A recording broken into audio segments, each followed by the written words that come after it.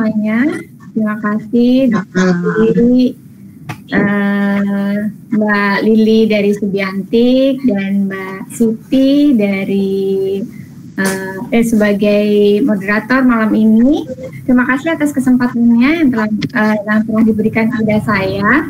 Malam ini saya akan berbagi aja nih, dokter dan juga teman-teman Mbak Siti, Mbak Lili, berbagi tentang pengetahuan seputar teh dan tisana nih. Karena sekarang ini kan sebenarnya marak kopi ya, banyak kopi gitu, tapi kenapa juga enggak teh gitu, karena enggak semua orang kan suka kopi juga gitu. Nah, kebetulan saya adalah co-founder dari Idea Coffee, di mana didirikan oleh suami saya pada akhir 2016.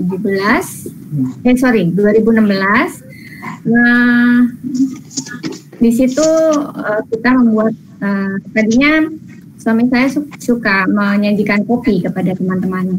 Kemudian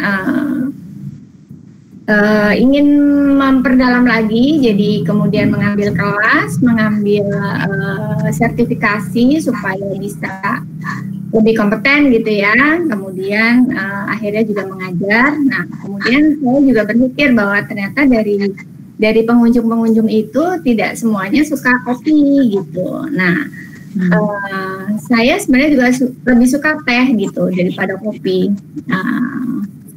Kenapa tidak saya mencoba memperdalam saya beberapa course dan memperdalam itu. Jadi, saya ingin membagikan pengetahuan yang masih sedikit ini kepada teman-teman semua, karena ternyata teh itu di negara kita kan sudah menjadi budaya ya.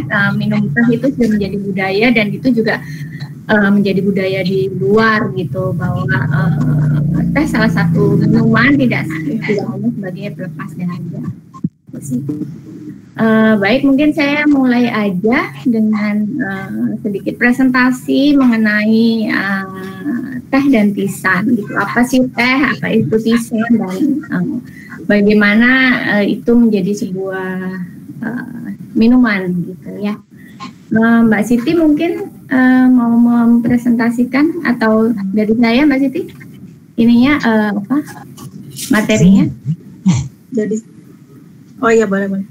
Nanti saya sebentar.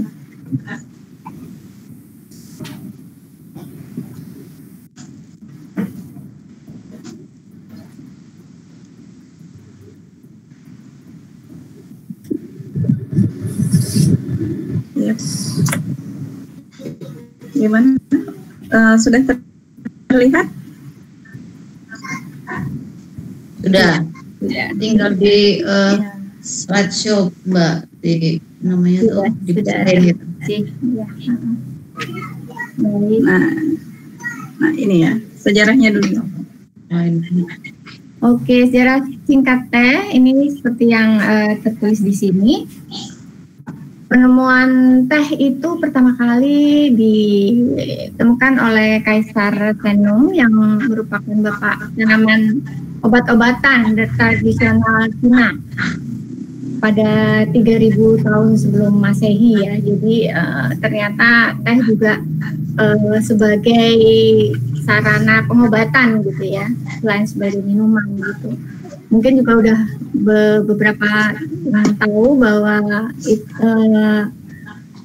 teh ditemukannya itu secara tidak sengaja oleh si kaisar yang saat itu sedang berteduh di bawah pohon. Beliau itu sukanya minum dengan air putih yang sudah dididihkan. Sambil menunggu air mendidih, dia kemudian ada daun teh yang masuk ke dalam panci air mendidih itu. Kemudian setelah diminum, ternyata memberikan rasa segar yang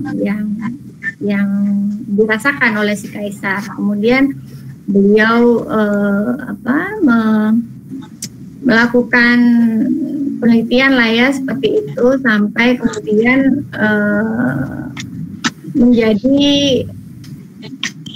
bahan salah satu minuman gitu. Kemudian berlanjut terus dari generasi ke generasi oleh cendekiawan dinasti Tang pada 760 sebelum Masehi.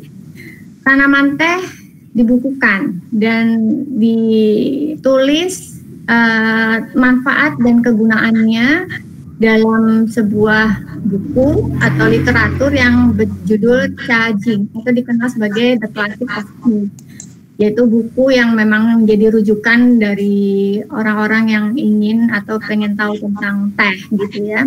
Itu macam-macam isinya, komplit banget ya, dari bagaimana teh itu tanamannya, varietasnya, kemudian pengolahannya, kemudian aturan-aturannya sampai ke peralatan-peralatannya.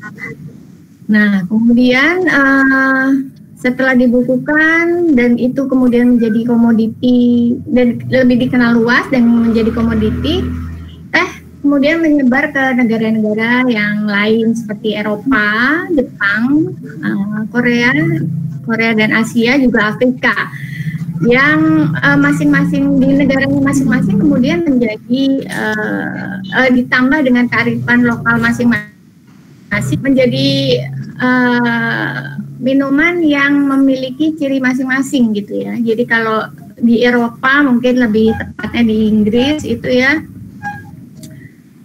teh dikenal sebagai teh yang terkenal adalah Earl Grey tea. Kemudian yang dipopulerkan oleh Earl Grey ya. Ceritanya itu menarik banget sih sebenarnya, panjang dan menarik gitu. Kemudian kalau di Jepang itu teh dikenal lebih dikenal green tea-nya, terutama matcha gitu. Matcha dan green tea apa sih bedanya? Bedanya lebih kepada teknik aja, teknik pengolahannya ya. Kemudian di Asia itu kalau Asia Tenggara biasanya ditambah dengan bunga-bungaan yang terkenal itu di Asia Tenggara biasanya dengan jasmine tea. Kemudian kalau di Asia lebih terkenal teh dengan tambahan-tambahan rempah atau dengan cara mengolahnya, dan biasanya mereka menambahkan herbal aromatik seperti daun mint dan beberapa daun-daunan yang memiliki aroma tertentu gitu ya. Dan kemudian juga dikombinasikan dengan teknik-teknik penyajian gitu, macam-macam ya. Menyeduh teh dengan berbagai teknik itu nggak ada yang salah, nggak ada yang benar ya. Semua tujuannya kan untuk mendapatkan rasa dan aroma dari teh itu sendiri, kemudian begitu. Kemudian teh kapan sih masuknya pertama kali di Indonesia gitu ya? Teh pertama kali masuk di Indonesia itu sebenarnya udah lama banget ya, tahun 1600-an gitu, 1600 awal 1700-an, yang dibawa oleh Andreas Kleyer, itu warga negara Jerman. Dan tanaman ini masuk ke Indonesia sebagai tanaman hias gitu, yang ditanam di Batavia atau di Jakarta pada tahun sekitar tahun itu gitu ya. Kemudian perkembangannya banyak sekali yang masuk gitu ya. Jadi dari pemerintahan Belanda saat itu memberikan macam-macam tanaman yang masuk ke Indonesia, termasuk memasukkan biji teh itu dari Jepang gitu, selain dari Cina juga gitu. Kemudian pertama kali perkebunan yang dikelola oleh pemerintah Belanda saat itu adalah di Jawa Barat, yang dikembangkan oleh keluarga Van der Harts, atau mereka lebih dikenal dengan sebutan Preanger Planters. Preanger Planters itu ada 3 keluarga yang saling masih berkerabatan gitu ya. Salah satunya dengan Bosca itu yang menciptakan atau mendirikan teropong itu ya, kalau kita melihat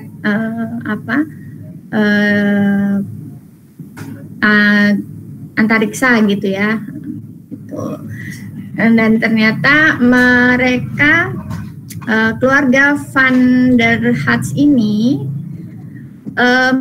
mengelola beberapa perkebunan teh yang antara lain adalah Parakan Salak, Arjasari, dan Gambung dan Malabar. Gambung dan Malabar sampai saat ini masih menjadi perkebunan teh dan kopi yang cukup besar di Jawa Barat terutama. Kemudian menyebar juga ke wilayah Sumatera, yaitu di Rimbun di Sumatera Utara dan Akar Gadang di Sumatera Barat. Kalau sekarang mungkin di Sumatera Barat lebih terkenal di Solok ya untuk perkebunan tehnya gitu. Perkembangannya makin menurun ya, dari zaman Belanda itu kita hasil teh kita tuh diperdagangkan di komoditi Eropa itu menjadi teh yang terkenal gitu. Tapi kemudian sejak penjajahan Jepang justru makin menurun karena pabrik-pabrik teh itu banyak yang dimusnahkan dan diganti menjadi beberapa pabrik-pabrik yang nggak ada hubungannya dengan teh gitu. Entah itu strategi mereka untuk melawan Belanda untuk komoditi kita atau apa, saya juga kurang tahu. Tapi faktanya saat pendudukan Jepang di Indonesia, pabrik-pabrik teh yang cukup besar yang ada di Indonesia itu menurun, menghasilkan komoditi teh ekspor yang berkualitas itu sangat menurun. Makin menurun sampai kemudian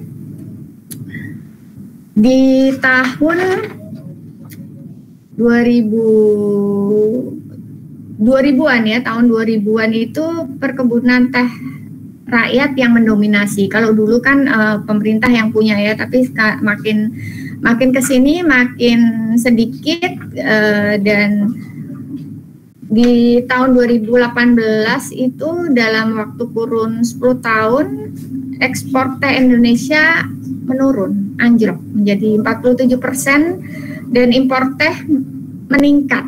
Sedih ya, meningkat, impornya tuh justru meningkat gitu. Sementara kita adalah penghasil teh nomor 5 terbesar di dunia sebenarnya.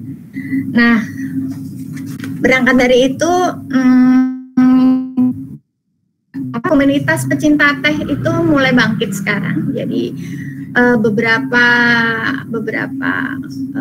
pegiat teh mulai melakukan 5 tahun terakhir ini malah melakukan sosialisasi yang lebih gencar bersama dengan kopi ya. Kalau mungkin beberapa tokoh-tokoh teh itu mulai nebeng nih, istilahnya ya, nebeng gitu. Komunitas kopi sangat-sangat membantu banget gitu ya untuk sosialisasi ini gitu. Jadi kemudian ada kompetisi 3 tahun terakhir ini ada kompetisi peracik teh gitu. Jadi teh mulai terangkat kembali, mungkin karena itulah teh kita juga harus mengenal nih teh kita gitu, karena kita sebagai penghasil teh nomor 5 terbesar di dunia gitu ya. Nah sayangnya teh yang beredar dan dikonsumsi kebanyakan masyarakat Indonesia itu masih teh yang kurang baik kualitasnya, atau yang bagus-bagus diekspor gitu deh. Yang dalam negeri itu dapat sisanya aja gitu. Seperti di sini ada beberapa teh lokal nih yang mungkin biasa kita temukan gitu di pasaran seperti ini. Ini ada, kalau ke Solo di Pasar Gede biasanya suka ada paketan teh gini ya, paketan teh gitu. Kemudian ada teh teh yang seperti ini gitu. Nah, tapi kalau di kota-kota besar kita biasanya mengkonsumsi teh dalam bentuk celup gitu. Nah, sebenarnya nggak apa-apa juga sih, tapi sayang banget gitu kalau kita tidak meminum teh dengan kualitas terbaik, karena sebenarnya kita juga memiliki teh dengan kualitas yang cukup baik gitu. Apa sih bagaimana sih teh yang kualitas baik itu nanti akan saya paparkan lebih jauh ya. Kemudian kita bergerak ke slide selanjutnya Mbak Siti, ke jenis-jenis teh ya. Jenis-jenis teh itu antara lain ada teh putih. Itu jenis-jenis teh ini biasanya dibedakan dari prosesnya ya. Prosesnya. Jadi teh putih itu pucuk daun teh yang masih kuncup, biasanya di ujungnya aja itu, jadi kita bilangnya silver needle karena warnanya agak putih-putihan mengkilat gitu ya. Dipanen saat matahari belum terbit, kemudian tanpa proses oksidasi atau tanpa dijemur, langsung dikeringkan dengan suhu tertentu. Kemudian ada teh hijau, ini cukup populer ya, teh hijau, teh yang sama bentuknya dari 3 pucuk daun teh, itu dipanaskan di suhu 95 sampai 100 derajat selama 30 hingga 45 detik, tergantung pabriknya mau membuat yang seperti apa ya, masing-masing punya standar sendiri-sendiri gitu. Kemudian ada teh kuning. Nah, ini emang agak jarang ya, teh kuning kurang lebih sama sih sebenarnya, itu dari varietas Camellia sinensis juga, sama tumbuhannya. Tapi setelah dipanaskan, kemudian ditambahkan proses pembungkusan dengan kain lembab atau ditutup dengan kain lembab beberapa saat untuk menghilangkan rasa sepatnya, baru kemudian diproses selanjutnya dikeringkan. Kemudian yang akrab dikonsumsi oleh kita adalah teh hitam, yaitu teh yang dilakukan proses oksidasi enzimatis atau dipanaskan, dilayukan dengan teknik yang sama dengan teh hijau sebenarnya, tapi dia lebih lama. Jadi warnanya akan lebih gelap gitu ya. Makin lama dia akan makin gelap warnanya dibandingkan teh hijau atau teh kuning.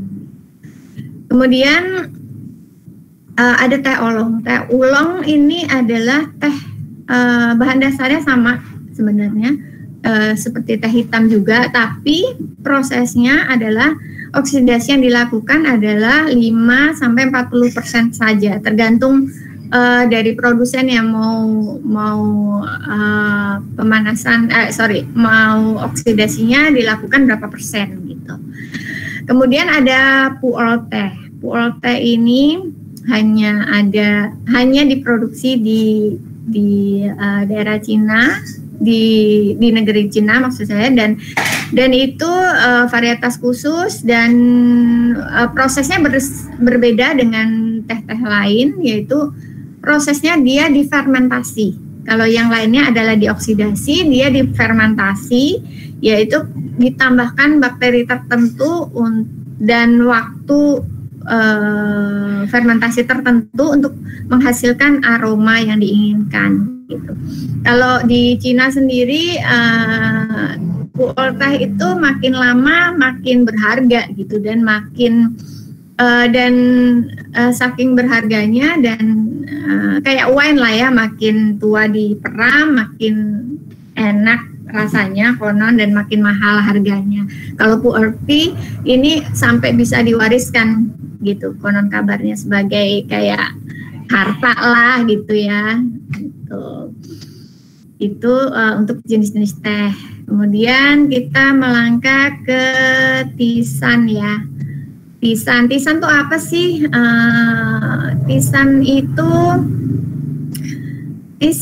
itu sebenarnya adalah semua bahan yang dipakai atau diperlakukan seperti kita membuat teh.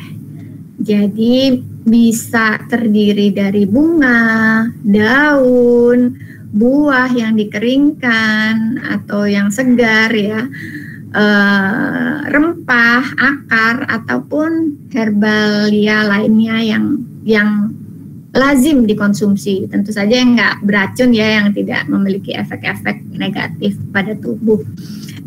Kata tisan sendiri berasal dari bahasa Yunani yang berarti itu tadi tanaman yang bagian daun, buah, bunga atau rempahnya sebagai bahan minuman seduh. Nah, yang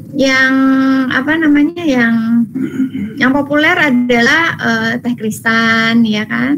Kemudian ada teh rosella gitu ya. Tapi sebenarnya beberapa bunga itu juga sangat populer di negara-negara tertentu gitu ya. Seperti bunga lavender, bunga mawar atau rosebud itu yang suka buat teh itu rosebud atau marigold, bunga-bungaan banyak dimanfaatkan sebagai minuman. Bunga bougainville juga ternyata bisa gitu. Jadi nggak cuma melati, mawar ya, tapi beberapa bunga-bungaan Kamboja pun juga bisa gitu. Nah, semuanya itu bisa disebut tisan karena tidak mengandung teh. Jadi bahan-bahan itu yang diseduh kemudian diminum, dinikmati sebagai minuman itu disebut tisan. Sementara kalau teh kemudian dicampur dengan tisan itu yang dinamakan adalah tea blending.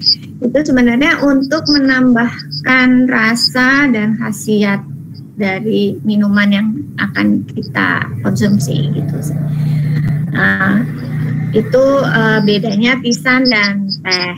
Kemudian apa sih manfaat dari kita minum teh atau kita minum tisan atau tea blend gitu ya, tea blending gitu.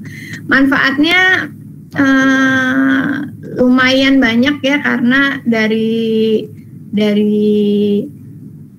bahan-bahannya sendiri itu masing-masing mengandung berbagai manfaat gitu ya. Mungkin bisa ke slide selanjutnya. Misalnya kalau teh sendiri itu mengandung senyawa-senyawa dan kandungan-kandungan yang sangat bermanfaat. Antara lain adalah fenol. Fenol itu ada terbagi dua, katekin dan flavonol. Kemudian non-fenol itu ada karbohidrat, pektin, alakoid, protein dan asam amino, asam organik, mineral, vitamin, klorofil, dan warna-warna lain. Kemudian aromatis dan enzim. Itu 4 kandungan dari teh. Sementara kalau tisan kandungannya macam-macam ya, tergantung bahannya apa. Kalau misalnya bunga-bungaan pasti juga bunga mawar dan melati juga pasti kandungannya beda, tapi ada manfaat-manfaat lainnya dari masing-masing itu. Kemudian juga rempah juga pasti beda. Jadi semua herbal itu pasti ada manfaat dan efek yang dapat dihasilkan gitu. Nah, itu yang biasanya dikonsumsi sendiri atau dicampur. Selanjutnya ada setelah kandungan teh ada manfaatnya. Manfaatnya apa sih gitu? Kenapa kita mesti minum teh gitu? Manfaatnya banyak ya, selain antioksidan tinggi ya, banyak mengandung vitamin C, kandungan flavonoid dan katekinnya itu yang membuat dia berfungsi sebagai pencegah kanker, menghilangkan efek samping alkohol, kemudian mengurangi efek-efek dari makanan yang kita konsumsi setiap hari ya gitu. Kemudian mengikis kolesterol jahat, menurunkan tekanan darah, membakar kalori. Ini terutama di teh hijau ya. Nah, tapi yang nggak langsung minum teh hijau mau turun berat badan, aku minum teh hijau terus gitu. Nggak juga, nggak cara kerjanya nggak seperti itu, tapi tetap harus diimbangi dengan olahraga, pola makan yang benar, dan asupan makanan juga diperhatikan gitu. Kenapa teh hijau banyak dipakai sebagai diet? Karena dia itu tadi banyak mengandung flavonoid yang berfungsi untuk membakar kalori itu. Itu dari manfaat teh. Kemudian di slide selanjutnya adalah selain manfaat teh ada sudah, kemudian yang lain adalah itu tadi. Kemudian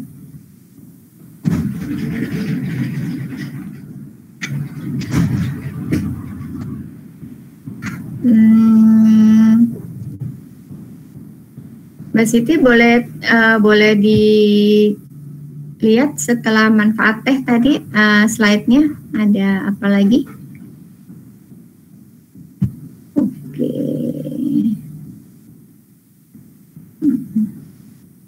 Mungkin coba saya ambil slide-nya ya. Oke.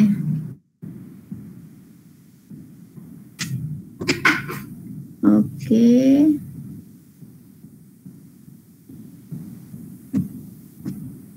Sebentar.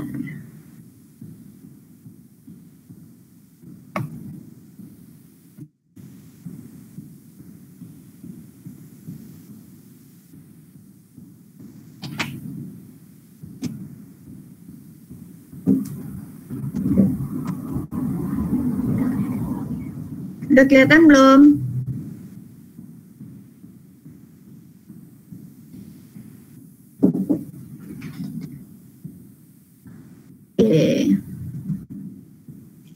Ya, sudah kelihatan. Oke. Setelah tadi, setelah tadi ada manfaat tehnya, kemudian saya mau membagi cara seduh ya, jadi supaya kita mendapatkan manfaat yang maksimal dari teh maupun tisane, ada cara seduh yang baik ya. Untuk cara seduh biasanya itu tidak ada yang salah atau yang benar gitu ya. Masing-masing kan punya alasan tersendiri kenapa, kan ada di daerah tertentu ada yang direbus gitu ya. Kemudian ada yang diseduh aja setelah mendidih airnya, kemudian diseduh, kemudian didiamkan lama gitu ya. Nah, itu juga pasti punya alasan tersendiri untuk itu gitu. Nah, saya mau membagikan cara menyeduh teh itu supaya hasilnya maksimal. Maksimal ini manfaatnya kita tetap dapat dengan maksimal, maksudnya seperti itu ya. Nah, masing-masing daerah itu punya cara seduh yang masing-masing ya. Kayak seperti di Jawa Tengah itu kan terkenal nasgitel ya, panas lagi kental ya, teh yang panas, manis, dan kental atau pekat gitu. Kalau belum hitam, belum coklat banget gitu, belum jadi katanya kalau orang Jawa tengah bilangnya. Sementara kalau di Jawa Barat beda lagi gitu. Cenderung teh yang ringan, warnanya cenderung hampir transparan gitu ya, dengan ada aroma gosong gitu. Aroma gosongnya itu biasanya dari proses pengeringannya itu dengan digongseng ya, biasanya digongseng atau di sangrai atau disangan kalau orang Jawa bilang gitu ya, disangrai sehingga sehingga kering dan ada efek aroma gosongnya seperti itu.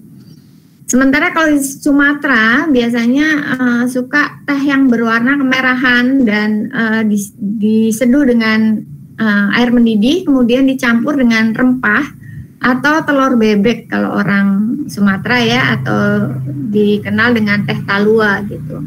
Dan masih banyak cara seduh lainnya berdasarkan kearifan lokal masing-masing. Semuanya nggak ada yang salah, semuanya benar, semuanya nikmat gitu ya. Nah, saya ingin membagikan cara seduh berdasarkan jenis teh yang umum dilakukan untuk 1 kali penyajian itu adalah dengan 2,5 gram teh dan 250 ml air. Seperti dalam slide ini teh putih suhu airnya 75 hingga 85 derajat diseduh selama 3-5 menit gitu. Kemudian teh hijau juga suhunya cukup rendah antara 70 sampai 80 diseduhnya 2-3 menit. Teh kuning juga 70 sampai 75 derajat diseduh 2-3 menit. Kalau diseduhnya lebih dari waktu ini bisa nggak? Bisa aja, cuman nanti hasilnya nggak optimal. Nggak optimalnya kenapa? Nanti ada over extraction namanya. Jadinya akan timbul rasa-rasa yang mungkin tidak diinginkan, misalnya terlalu sepet, terlalu pahit gitu ya. Jadi supaya kita mendapatkan rasa teh yang optimal, idealnya adalah dengan suhu dan waktu yang sudah ditentukan. Ini juga berdasarkan pengalaman dan berkali-kali ya diuji cobakan oleh beberapa tim master ya. Jadi kita sebagai orang awam ngikutin aja deh gitu lah supaya tahu nih, supaya bisa mencicipi teh yang enak gimana sih sebenarnya gitu. Kemudian teh hitam, kemudian teh oolong dan pu'er dan pisan itu diseduh dengan suhu yang lebih tinggi dan waktu yang lebih lama, kecuali teh pu'er ya lebih sebentar. Walaupun suhunya paling tinggi tapi dia lebih sebentar gitu. Karena prosesnya sendiri sudah melalui fermentasi, jadi dia sudah kuat sekali rasanya dibandingkan sehingga tidak perlu terlalu lama untuk menghasilkan rasa yang diinginkan gitu. Kemudian kalau pisan sendiri bisa diseduh di suhu 98 derajat Celcius selama 3-5 menit. Kenapa agak lama? Karena beberapa pisan terutama yang dari rempah itu kan biasanya agak cukup keras dalam arti kering sekali, di mana kadar airnya sangat minim. Jadi supaya dia bisa mengeluarkan kandungan-kandungan yang ada di dalamnya diperlukan suhu yang cukup tinggi dan waktu yang cukup lama untuk mengekstrak atau mengeluarkan aroma dan manfaat dari kandungan-kandungan yang ada di dalamnya gitu. Kemudian itu penutup dari saya adalah kita mencoba ya menikmati teh selain sebagai pelepas dahaga juga memberikan manfaat bagi kesehatan. Supaya kita bisa memaksimalkan manfaatnya, pilihlah teh dengan kualitas baik seduh dengan benar dan nikmati tanpa penambahan pemanis. Mari kita coba. Karena kan kita biasa orang Indonesia suka manis ya. Jadi kalau nggak ditambahin pemanis ini bisa gula pasir, gula aren atau madu. Itu kayaknya kurang gitu ya. Tapi coba deh sekali-sekali kita minum teh tanpa tambahan pemanis. Itu rasa teh itu macam-macam ternyata gitu. Jadi mari kita coba mengapresiasi teh dari petani Nusantara dari manapun asalnya. Kita coba apresiasi, kita nikmati keunikan rasa masing-masing, dan kita mengapresiasi juga para petani teh, karena minum teh sesungguhnya adalah pengalaman yang untuk merasakan rasa dan aroma berdasarkan pengalaman indrawi ya, nggak cuman indra pengecap kita juga, tapi indra penciuman gitu, mencium aroma. Kemudian dengan kita merasakan aroma itu masuk ke dalam hidung dan masuk ke dalam otak, kita bisa membayangkan bagaimana aroma dan rasa yang akan muncul di dalam teh ini, gitu. Dari saya mungkin ada yang mau ditanyakan atau apa, monggo silahkan. Ya, kelihatannya sudah ada pertanyaan tuh di kolom itu ya, kolom pertanyaan. Sudah ada beberapa pertanyaan saya lihat. Bentar, Nona ya. Oke. Ini masih ada apa enggak? Oke. Saya bacakan satu ya, judul ya. Bagaimana cara mix daun teh untuk kesehatan? Ada juga yang jual daun teh di mix untuk menguruskan badan, dan daun teh apa yang di mix? Terima kasih. Oke, Mbak Yuli ya. Bagaimana cara mix daun teh untuk kesehatan? Nah, ini yang harus kita ketahui dulu adalah kesehatannya untuk apa gitu. Karena masing-masing biasanya teh itu nggak hanya tunggal ya, biasanya dicampurkan dengan bahan lain seperti tisan tadi untuk memaksimalkan itu tadi khasiatnya. Nah itu kalau tadi bilangnya untuk menguruskan badan, sebenarnya sih tanpa dimix dengan bahan-bahan lain gitu.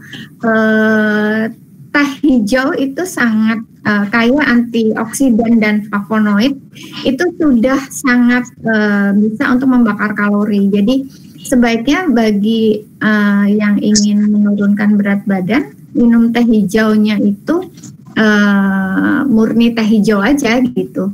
Nggak usah di mix dengan yang lain gitu, kecuali mau di mix dengan rasa atau aroma itu boleh-boleh saja, seperti tambahin cengkeh mungkin gitu, atau ditambahkan lemon, irisan lemon, nggak apa-apa gitu. Itu sih gitu. Yang pertama sih kita ketahui kita mau ngapain dulu, terus kemudian tentukan bahan yang akan kita konsumsi gitu ya Mbak Yuli, semoga jelas. Langsung aja ya Dok, saya bacakan. Ya. Langsung aja boleh Mbak Heni ya. Oke. Malam Mbak Trikvin ya, tolong tanya, salah satu manfaat teh adalah menurunkan tekanan darah. Tensi saya selalu rendah kalau minum teh, berarti akan makin rendah ya?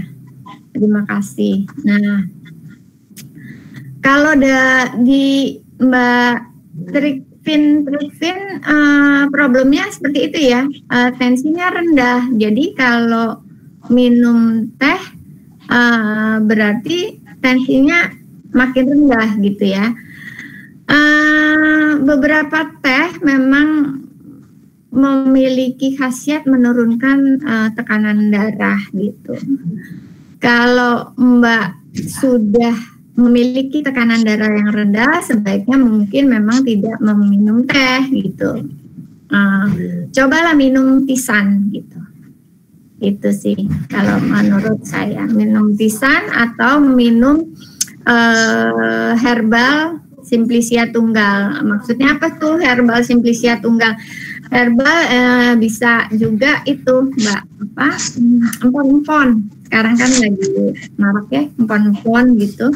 Itu bisa irisan jahe dengan serai itu diseduh, itu bagus, baik segar maupun kering ya. Kalau segar itu kita dapat manfaat, selain manfaat dari kandungan serai atau jahenya itu sendiri, tapi juga kita mendapat khasiat dari minyak atsiri saat herbal itu diseduh dalam keadaan segar. Sementara kalau dalam keadaan kering kita nggak dapat sih khasiat minyak atsirinya, tapi rasanya lebih kuat kalau herbal yang sudah kering gitu. Gitu ya Mbak Trekin, mudah-mudahan terjawab. Kemudian Mbak Yuli, apakah harus sesuai suhu air untuk teh? Sebaiknya begitu ya Mbak.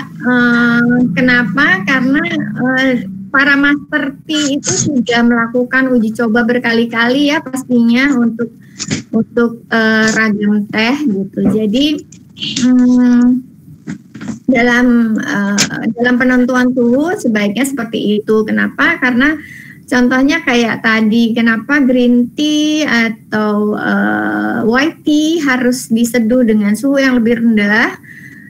Karena mereka tidak melalui proses oksidasi yang lama gitu. Jadi untuk mengeluarkan aromanya, mengeluarkan manfaatnya cukup dengan suhu-suhu di antara angka 70 sampai 80 derajat Celcius.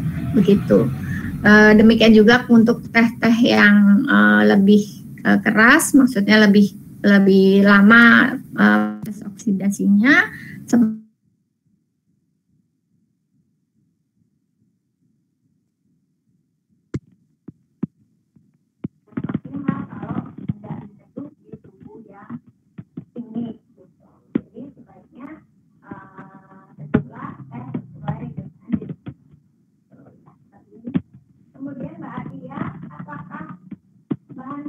Suaranya Mbak Heni di saya jauh ya jadinya. Tadi jelas sekali, sekarang Mbak Heni suaranya jadi jauh.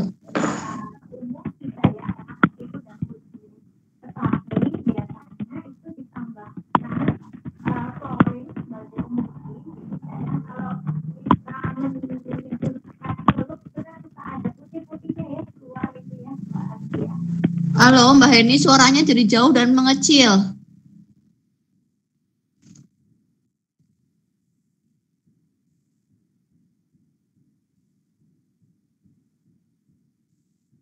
Sekarang suaranya nggak terdengar Mbak Heni.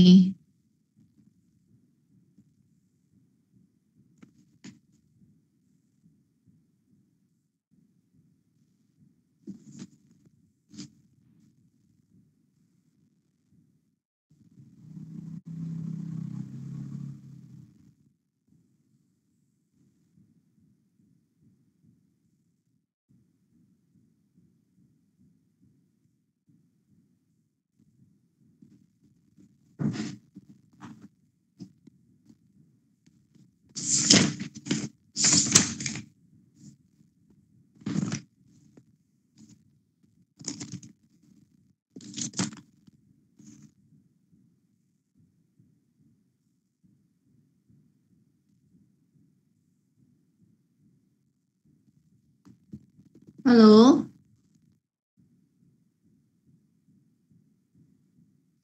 Mbak Heni masih ada nggak ya?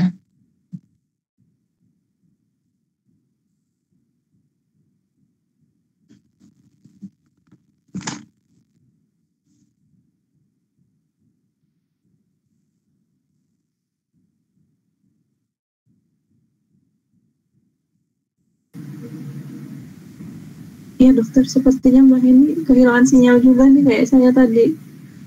Tiba-tiba. Oke, ya kita tunggu Mbak ini dulu ya, karena yang lagi jadi pembicara malah lain ya.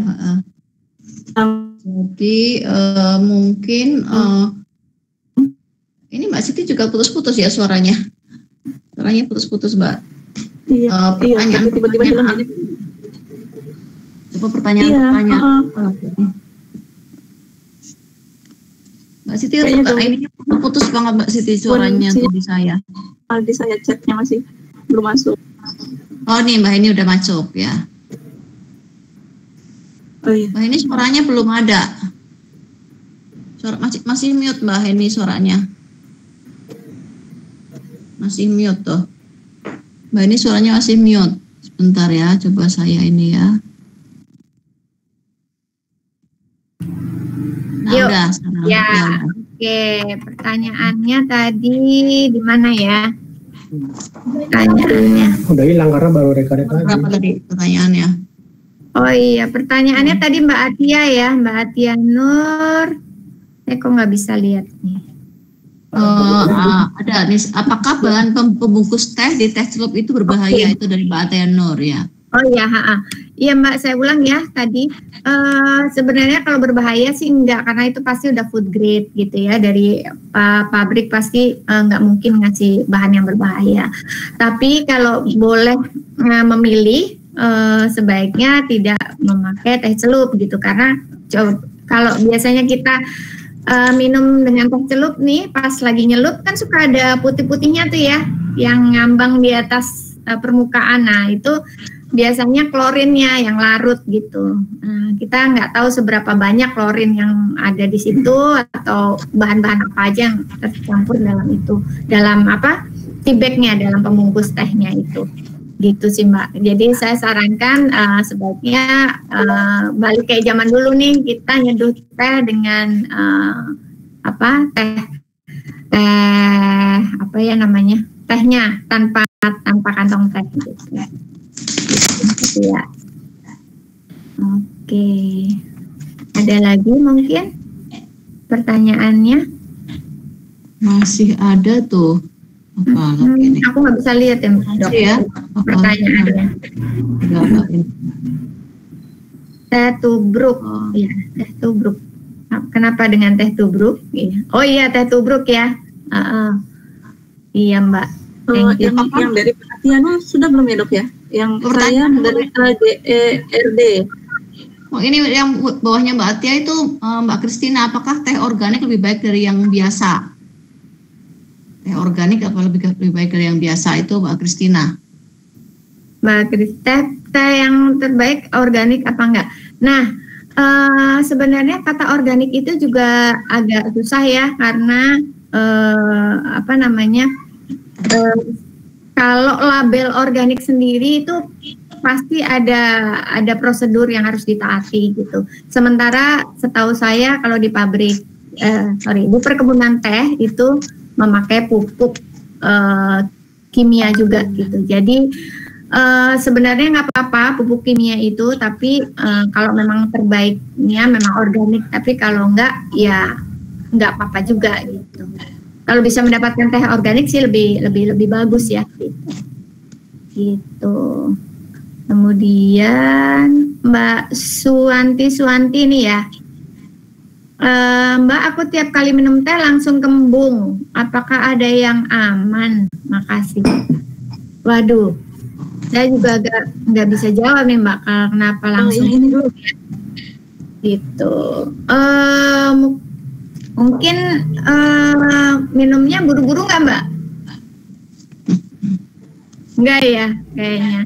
Kalau langsung kembung sih saya nggak bisa jawab juga nih Mbak. Tapi setahu saya kalau teh itu juga sebagai dehidrator. Jadi kalau minum teh sebaiknya diimbangi dengan 2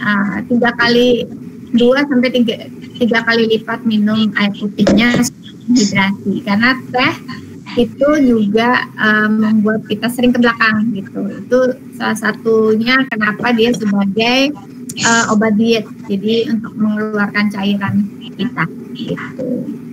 Kemudian Mbak Dianita, untuk menyeduh bunga sebagai tisan seperti Kamboja, bougainville, dan kembang telang, apakah harus dikeringkan dulu atau bisa bunga segar? Oke.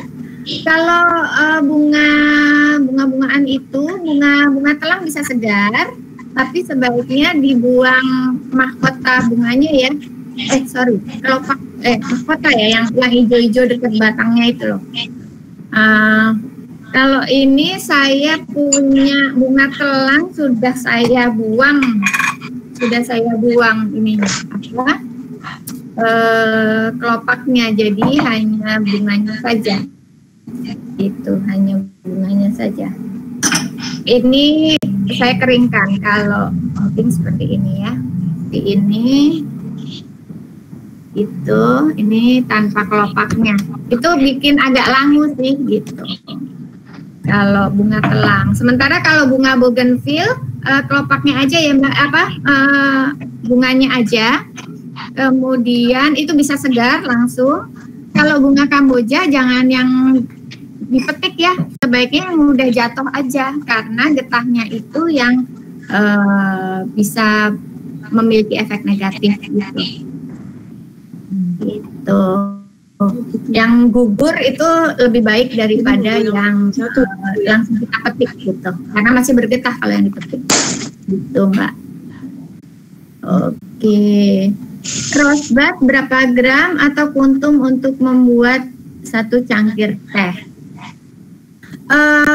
Sama, kurang lebih 2,5 gram campuran bunga ataupun tisan untuk 250 ml air itu.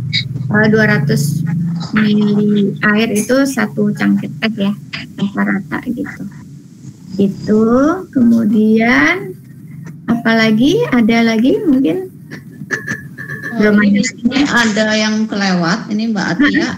Saya menderita GERD, apakah boleh minum teh atau tisan atau apakah ada teh atau tisan yang bisa bantu menyembuhkan?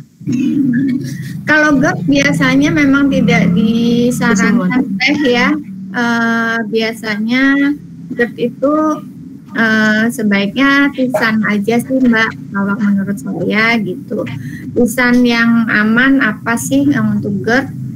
Beberapa bunga-bungaan aman, herbal juga aman. Herbal itu maksudnya rempah ya, rempah aman gitu. Cuman mungkin ada beberapa rempah yang cukup agak keras di lambung seperti jahe, itu sebaiknya dihindari. Tapi kalau kunyit oke, kunyit, temulawak itu oke untuk tisan gitu. Ada lagi dari Buniken nih, ada Buniken, apakah teh bisa diseduh berulang-ulang ya Buniken itu? Oke. Bisa. Teh itu bisa diseduh berulang. Biasanya rata-rata 2-3 kali seduh. Cuman memang rasanya berbeda-beda jadinya. Ada yang pada seduhan pertama lebih kuat rasanya dibanding seduhan berikutnya. Biasanya itu yang lebih kuat adalah teh-teh yang oksidasinya sebentar, seperti teh putih, teh hijau, teh kuning itu yang pertama sama yang ketiga itu lebih kuat rasanya yang pertama gitu. Sementara kebalikan kalau teh-teh yang oksidasinya lama itu seperti teh oolong, teh hitam atau teh pu'er itu makin lama makin intens dia, karena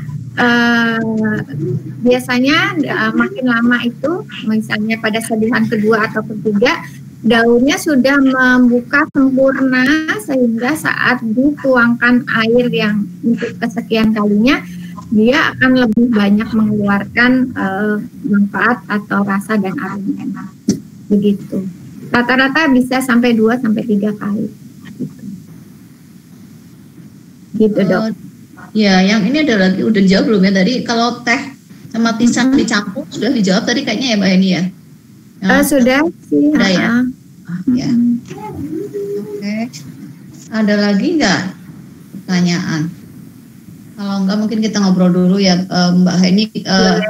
Jadi kalau itu tuh ada kan yang di video saya lupa. Ini yang ini kayaknya loh. Apa namanya? Ada upacara minum teh gitu yang diseduhnya sampai lebih dari 3 kali. Tapi yang satu ketiga tuh dibuang-buang gitu loh. Baru yang keberapa minum. Nah itu gimana itu kok bisa sampai banyak banget? Itu sayang banget dibuangnya sampai 3 kali. Iya. Memang ada beberapa jenis teh yang memang perlu diberikan dicuci sih Bu itu sebenarnya. Maksudnya dicuci sama namanya diberikan waktu untuk blooming, untuk mekar.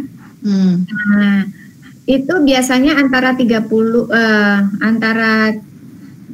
sampai 45 detik untuk di blooming ya, dibilasnya itu, baru dibuang lagi, diambil, dimasukin lagi sampai 2 sampai 3 kali, benar seperti Dokter Lili bilang.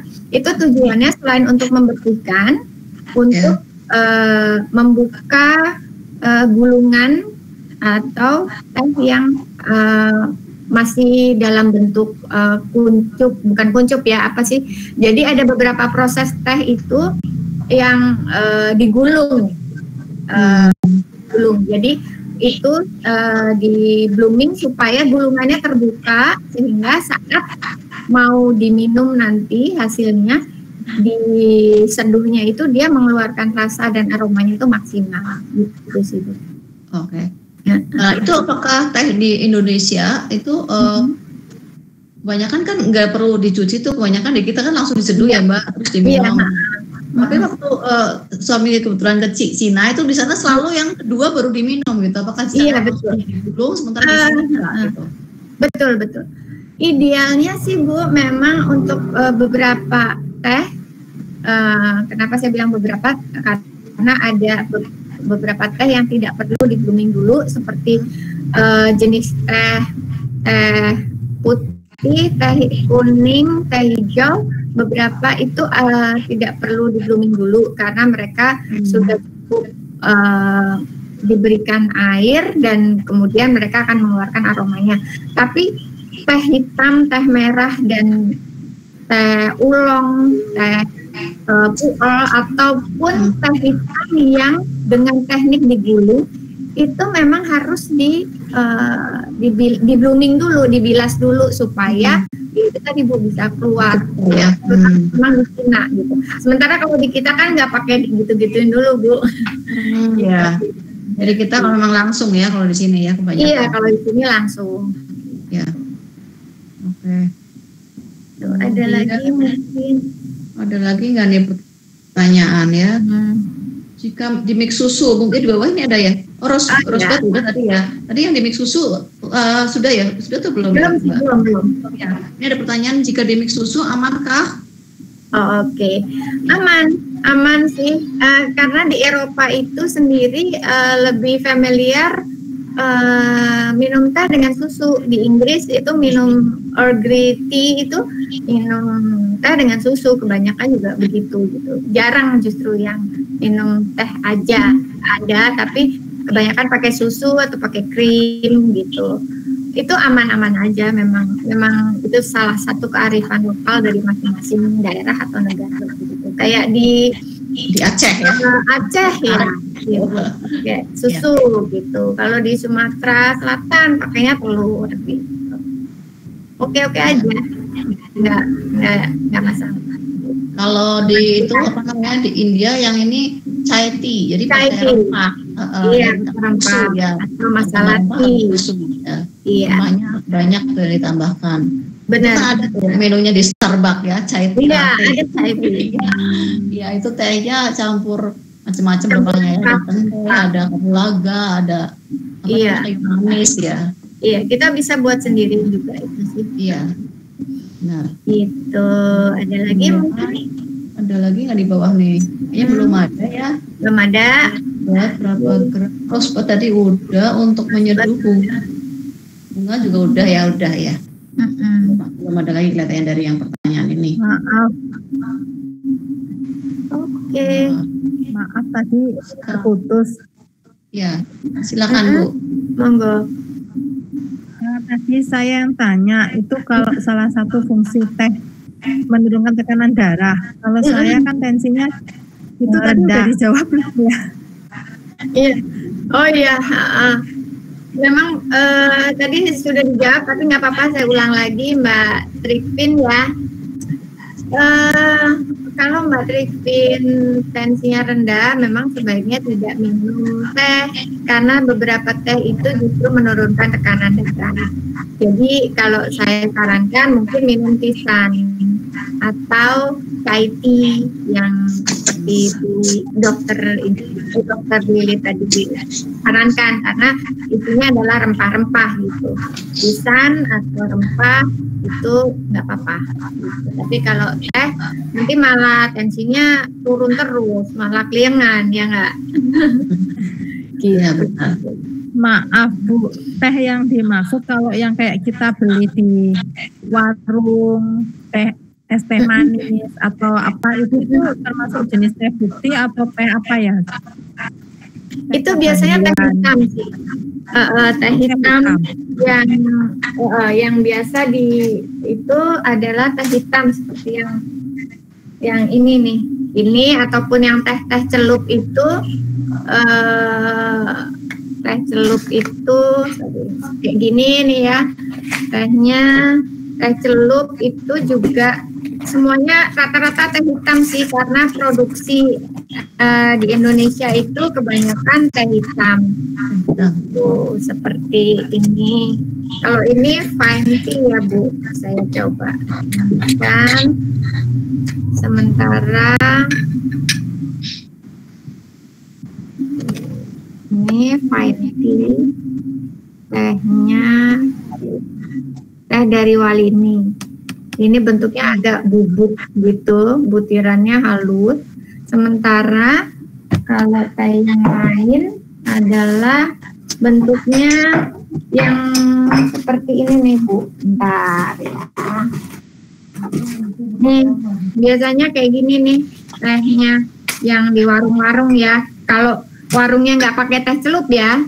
Kalau pakai teh celup itu hampir sama tadi bentuknya seperti itu. Tapi kebanyakan teh celup itu berasal bukan kebanyakan dari daun. Ada daunnya tapi daun yang kesekian. Sementara teh yang baik itu tiga helai teratas. Makanya kan ada iklan tuh teh pucuk. Nah itu memang idealnya kita minum teh pucuknya. Sementara kita ini minum kebanyakan teh dari batangnya. Ini Bu, saya lihatin nih teh ini teh dari teh ini ya, teh gardu. Teh gardu ini. Nah ini isinya kayak gini. Kalau buatnya dari teh ini kebanyakan batang, ya kan? Ada batangnya nih, batang gede-gede, daun yang yang di bawah batang dan daunnya ya. Sayangnya gitu sih produsen bukan pucuk tehnya ya. Bukan pucuknya tapi